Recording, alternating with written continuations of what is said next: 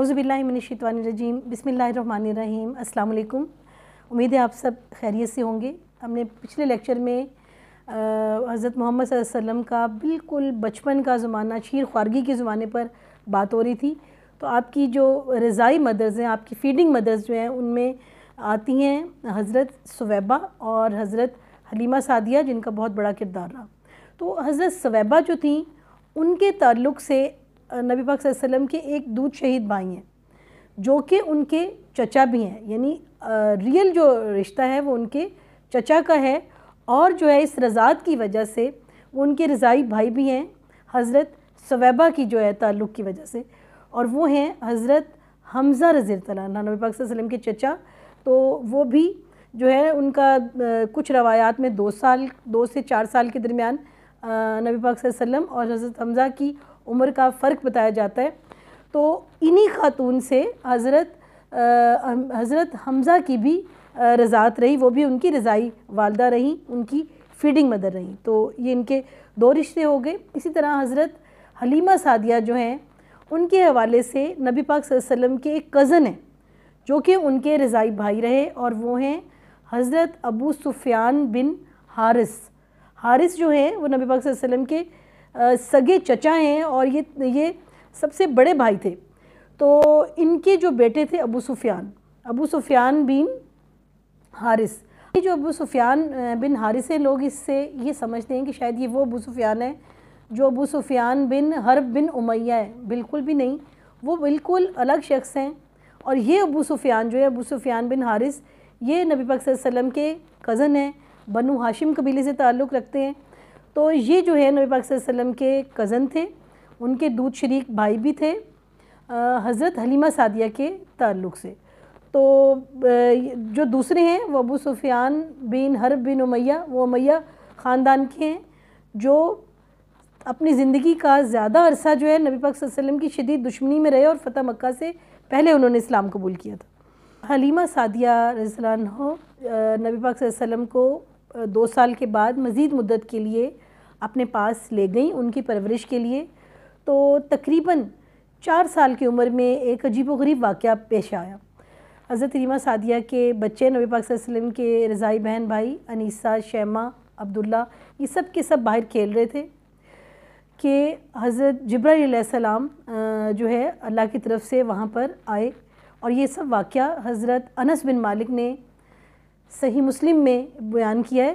تو حضرت جبرائیل علیہ السلام نے آ کر نبی پاک صلی اللہ علیہ وسلم کا سینہ مبارک چاک کیا، ان کا دل باہر نکالا، اور اس دل کو آب زمزم سے دھویا، اس میں سے کوئی خاص ایک حصہ انہوں نے دور کر دیا، اور فرمایا کہ یہ حصہ یہاں، یہ جو ہے شیطان کو میں نے ان سے بالکل دور کر دیا۔ یعنی جب بھی بچہ پیدا ہوتا ہے تو شیطان جو کہ اللہ کا دشمن ہے، وہ اس کے ساتھ اس کی ایک اٹیچمنٹ ہے، جو ہر انسان کے ساتھ وہ پیدا ہونے کے فوراً بعد قائم کر لیتا ہے، اپنا کچھ حصہ اس میں ڈال دیتا ہے، اور پھر وہ ساری زندگی جب تک انسان رہتا ہے اس کو سیدھے راستے سے بہکاتا رہتا ہے۔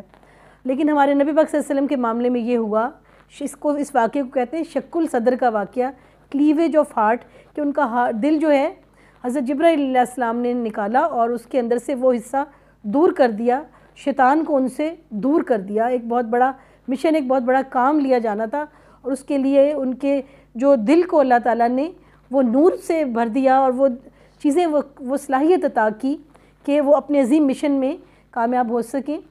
تو یہ جو واقعہ ہے، پھر بچوں نے جا کر جب گھر بتایا کہ ان کا جو ہے کسی نے کوئی آیا ہے وہاں پر، بچے تو ڈر کے بھاگ گئے، لیکن نبی تو پیدائشی نبی ہوتا ہے، نبی پاک صلی اللہ علیہ وسلم کو انہوں نے وہاں لٹا لیا، اور بہرحال جس طرح سے بھی وہ تھا کہ وہ سب عمل جو ہے وہ ہوا۔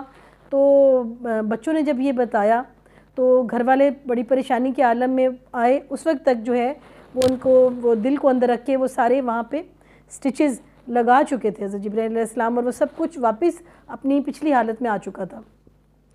تو یہ بات سن کر جو ہے ان کے گھر والے، حضرت حلیمہ سعدیہ، ان کے شوہر، باقی سب لوگ بہت پریشان ہوئے کہ ایک بہت سے روحانی واقعات دیکھنے میں آئے تھے، اور لیکن یہ تو اس کی ایک اب حد تھی کہ کوئی فرشتہ آتا ہے، کوئی غیبی کوئی آتا ہے، ان کو تو اسی بات کا اندازہ تھا، اور یہاں تک ایک بات ہو جاتی ہے کہ بچے اس کے گنوائیں۔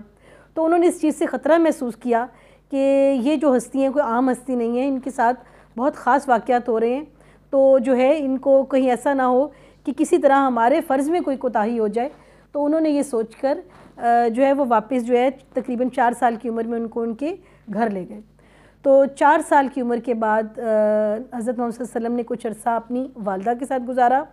والدہ سے انہیں بہت محبت ملی اور وہ ایک بہترین وقت ان کے ساتھ انہوں نے گزارا. اور 6 سال کی عمر میں والدہ جو ہے ان کو لے کر جو ہے مدینہ کی طرف گئیں ان کے والد کی قبر کی زیارت کے لیے. ان کے ہمراہ ان کے دادا، ان کی ملازمہ ایمن، اور یہ 2 لوگ تھے، تیسرا ان کی والدہ اور پھر نبی پاک صلی اللہ علیہ وسلم. 4 لوگوں کا یہ چھوٹا سا جو گروہ مدینہ کی طرف گیا. تو ان کا جو ہے قبر مبارک مدینہ میں ہے. اور اتفاق یہ ہوا کہ واپسی پر تقریباً 1 ماہ وہاں پہ قیام کیا. واپسی پر ابوا کے مقام پر جو ہے والدہ شدید بیمار ہو گئیں اور وہ سنبھل ہی نہ سکیں اور ان کا وہاں انتقال ہو گیا. یعنی کہ نبی پاک صلی اللہ علیہ وسلم کے والدین کی تدفین جو ہے دونوں کی مدینہ میں ہوئی، اور خود نبی پاک صلی اللہ علیہ وسلم کا روضہ بھی اللہ تعالیٰ نے اس کے لیے مدینہ کو منتخب کر لیا تھا، اور ان کے وہ والد، والدہ اور وہ خود تینوں ہی کی تدفین کے لیے اللہ تعالیٰ نے مدینہ کو چن لیا تھا. تو اس طرح سے نبی پاک صلی اللہ علیہ وسلم نے ایک شدید جو ہے ایک آزمائش کا وقت دیکھا کہ ان کے والد سے بھی کا سایہ شفقت تو پہلے نہیں تھا، تو ان کی والدہ بھی جو ہے انتقال کر گئیں. اب ان کی جو ہے کفالت کی ذمہ داری ان کے دادا نے پوری کی، جو ان سے بے حد محبت کرتے تھے، اپنی اولاد سے بھی بڑھ کر ان کو عزت، احترام اور شفقت دیتے تھے. لیکن 2 سال کے بعد دادا کا بھی جو ہے انتقال ہو گیا 82 سال کی عمر میں.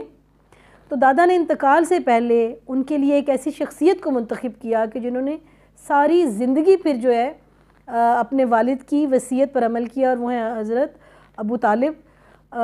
حضرت ابو طالب کو حضرت عبد المطلب نے یہ وصیت کی کہ ان کا بہترین طریقے سے خیال رکھنا، اور حضرت ابو طالب نے اپنی اولاد سے بھی بڑھ کر نبی پاک صلی اللہ علیہ وسلم کی جو ہے نا نگہداشت کی، ان کی کفالت کی.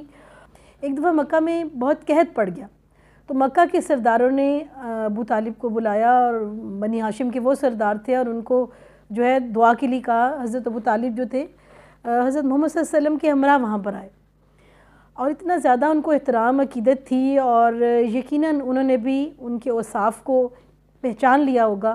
انہوں نے ان کو خانہ کعبہ کی دیوار کے ساتھ اس طرف پیٹ کر کے انہوں نے دیوار کے ساتھ لگ کے انہوں نے ان کو کھڑا کر دیا. ان کا ہاتھ حضرت ابو طالب نے خود پکڑا ہوا تھا. تو جیسے ہی وہ خانہ کعبہ کے دیوار کے ساتھ دعا کے لیے لگے، تو یکا یک ایک دم سے ہر طرف بادل چھا گئے، اور تھوڑی ہی دیر میں آنن فانن میں اتنی تیز بارش ہونے لگی کہ پتہ پتہ، کونا کونا ہر چیز سیراب ہو گئی. اور اتنی بارش ہوئی کہ ہر طرح کی جو ہے نا وہ پانی کی کمی ختم ہو گئی. تو اس واقعے کو ابو طالب ہمیشہ یاد کرتے تھے کہ یہ حضرت محمد صلی اللہ علیہ وسلم کے چہرہ مبارک کی جو ہے نا وہ چہرہ مبارک کی برکت تھی کہ ایک دم سے بادل چھائے اور بارش ہونے لگی. یہاں تک آج کی گفتگو ختم ہوئی، اور اس کے بعد کی ساری گفتگو انشاءاللہ نیکسٹ لیکچر میں. اللہ حافظ.